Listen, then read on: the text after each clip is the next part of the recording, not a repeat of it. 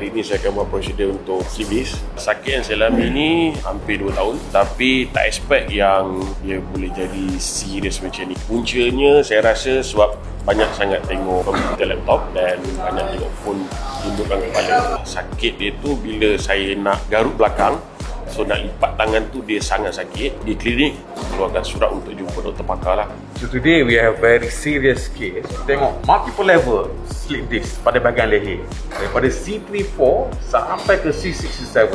So C34 sampai ke C67, dan ini pandangan daripada atas. You can see slip disc dia terkeluar sedikit ni.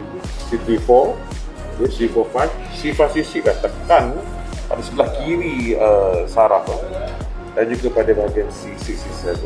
Patient ni dah jumpa spine surgeon. Memang disuggestkan untuk dapatkan rawatan tukar disc pada titanium, tapi dia tak bersedia lagi.